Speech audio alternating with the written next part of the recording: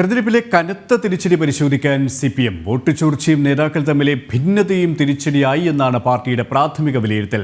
അതേസമയം തിരുത്തൽ വേണമെന്ന ആവശ്യവുമായി ഘടകകക്ഷി നേതാക്കൾ രംഗത്തെത്തി. വിവരങ്ങളുമായി MK വിനോദ് ചേരുകയാണ്. വിനോദ്, അമ്പയെ പരാജയപ്പെട്ട ഒരു സാഹചര്യമാണ് ഇടതുപക്ഷത്തെ സംബന്ധിച്ചിടത്തോളം, പ്രത്യേകിച്ച് CPMനെ സംബന്ധിച്ചിടത്തോളം പരാജയം വിലയിരുത്താൻ എത്രത്തോളം തിരക്കിട്ട ചർച്ചകളാണ് നടന്നുകൊണ്ടിരിക്കുന്നത്. പ്രത്യേകിച്ച് അടിത്തട്ടിലടക്കം വലിയ വോട്ടു ചോർച്ച ഉണ്ടായത് പാർട്ടിയെ വലിയ രീതിയിലുള്ള പ്രതിസന്ധിയിലാക്കിയിരിക്കുകയാണ്. അപ്പം ഘടകകക്ഷികളുടെ കുറ്റപ്പെടുത്തലുകളും അവരുടെ അവകാശവാദങ്ങളും ഉയർന്നു കഴിഞ്ഞ സാഹചര്യത്തിൽ ഏത് തരത്തിലുള്ള ഇടപെടലുകളായിരിക്കാം, ഏത് തരത്തിലുള്ള നീക്കങ്ങളായിരിക്കാം CPMന്റെ, ഇടതുപക്ഷത്തിൻ്റെ, LDFന്റെ ഭാഗത്തു നിന്നും വരും ദിവസങ്ങളിൽ ഉണ്ടാവുക?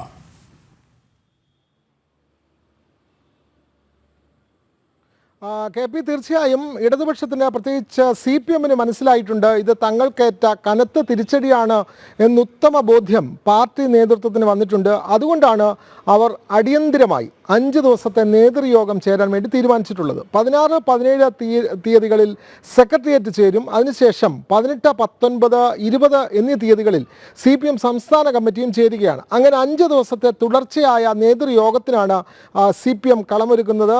അതിൻ്റെ ഭാഗമായി, അതിൻ്റെ ആലോചനകൾക്ക് വേണ്ടി നാളെ CPMന്റെ സാധാരണ സെക്രട്ടേറിയറ്റ് ചേരുന്നുണ്ട്. എല്ലാ വെള്ളിയാഴ്ചകളിലുമാണ് സെക്രട്ടേറിയറ്റ് ചേരുക.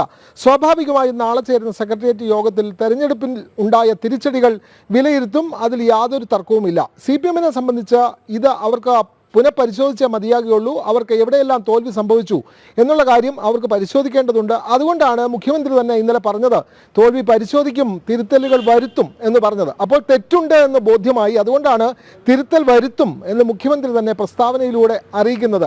നമ്മൾ മനസ്സിലാക്കേണ്ട ഒരു കാര്യം, ഇവിടെ CPMനുണ്ടായ ഈ തിരിച്ചടി എന്നുള്ളത് നിയമസഭാ മണ്ഡലങ്ങളുടെ വോട്ടടിസ്ഥാനത്തിൽ നോക്കിയാൽ ഏകദേശം 109, 110 സീറ്റുകളിലും UDFനാണ് വിജയം വന്നത്. 11 സീറ്റുകളിൽ BJP അല്ലെങ്കിൽ NDAയും വിജയിച്ചിരിക്കുന്നു. അങ്ങനെ 121 സീറ്റുകളിലാണ് ഇടതുപക്ഷത്തിന് കേരളത്തിൽ തിരിച്ചടി വന്നിട്ടുള്ളത്.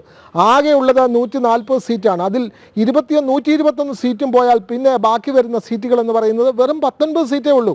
ആ സീറ്റിലുള്ള ജനവിധി മാത്രമാണ് പിണറായി സർക്കാരിന് ഉള്ളത് എന്ന് ഇപ്പോഴത്തെ കണക്കനുസരിച്ച് നമുക്ക് പറയേണ്ടി വരും. ഇത് വലിയ തിരിച്ചടിയാണ്. കാരണം ഇനിയും വരാൻ പോകുന്ന തദ്ദേശ സ്ഥാപനങ്ങളിലേക്കുള്ള തെരഞ്ഞെടുപ്പ് അടക്കം നേരിടേണ്ടതുണ്ട്. അവിടെയൊക്കെ തിരിച്ചടി നേരിടും.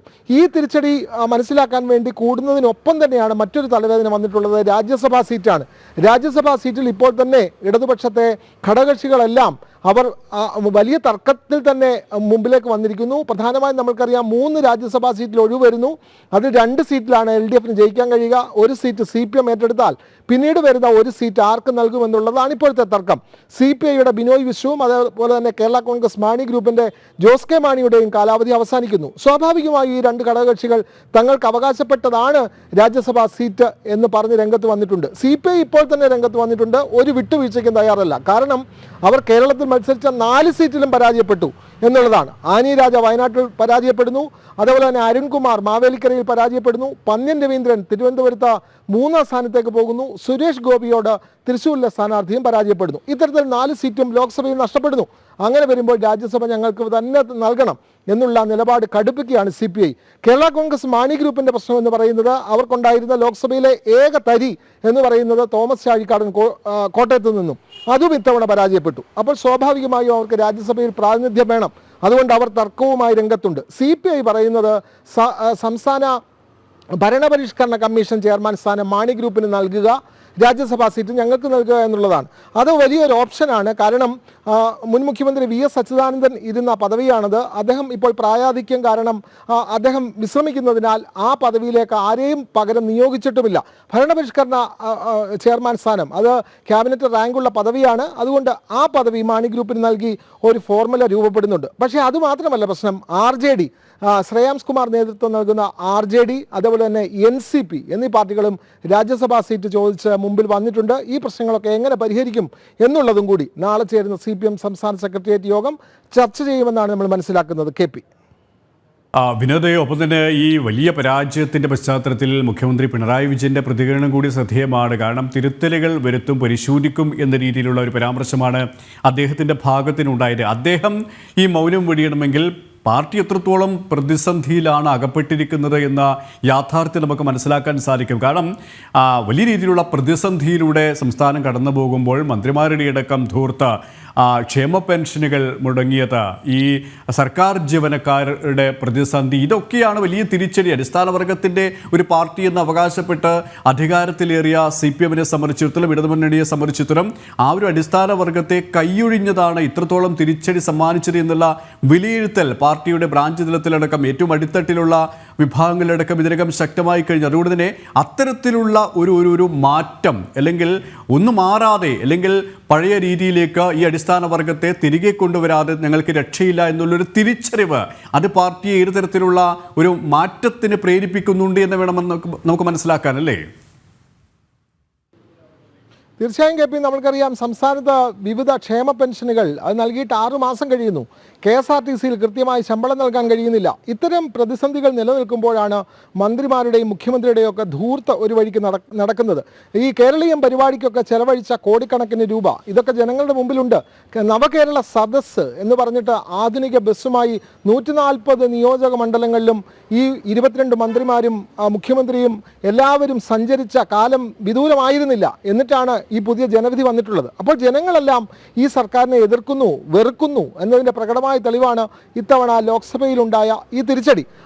അതുകൊണ്ട് തന്നെ CPM മനസ്സിലാക്കുകയാണ് ജനങ്ങൾക്കിടയിൽ വലിയ തിരിച്ചടി നേരിട്ടിരിക്കുന്നു, അവരുടെ എതിർപ്പ് നേരിടുന്നു. ഇത് മറികടക്കാൻ എന്തെല്ലാം ചെയ്യാൻ കഴിയും എന്നുള്ള കാര്യങ്ങളാണ് ഇനി CPM ആലോചിക്കുക. അതുമാത്രമല്ല, സ്ഥാനാർത്ഥി നിർണയത്തിലെ പ്രശ്നങ്ങളും അവശേഷിക്കുന്നുണ്ട്. ഉദാഹരണത്തിന് പത്തനംതിട്ട ലോക്സഭയിൽ തോമസ് ഐസക്ക് പരാജയപ്പെട്ടപ്പോൾ തന്നെ CPM നേതാവ് തന്നെ ഫേസ്ബുക്കിൽ പോസ്റ്റ് ഇട്ടിരിക്കുന്നു.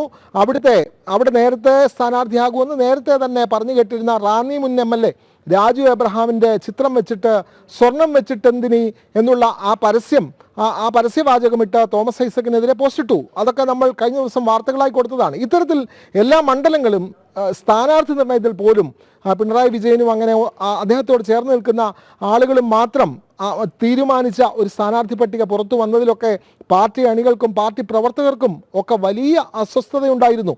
അതുകൊണ്ടാണ് പല CPM കേന്ദ്രങ്ങളിൽ പോലും NDA-യ്ക്കും അതുപോലെ തന്നെ UDF-നും ഒക്കെ ഭൂരിപക്ഷം ലഭിക്കുന്ന സാഹചര്യം ഉണ്ടായത്. തിരുവനന്തപുരം കോർപ്പറേഷൻ തന്നെ നമ്മൾക്കറിയാം, കോർപ്പറേഷൻ പരിധിയിലെ 5 നിയമസഭാ മണ്ഡലങ്ങളിലും ഇടതുപക്ഷം 3-ാം സ്ഥാനത്തേക്ക് പോയി. മന്ത്രി V ശിവൻകുട്ടി അതുപോലെ തന്നെ GR അനിൽ ഇവരുടെ സ്വന്തം ബൂത്തുകളിൽ പോലും BJP-ക്കായിരുന്നു 1-ാം സ്ഥാനത്ത് വോട്ട്. മേയറുടെ വാർഡിൽ പോലും 700-ലധികം വോട്ടിൻ്റെ ഭൂരിപക്ഷം BJP സ്ഥാനാർത്ഥിക്കാണ് ലഭിച്ചത്. KP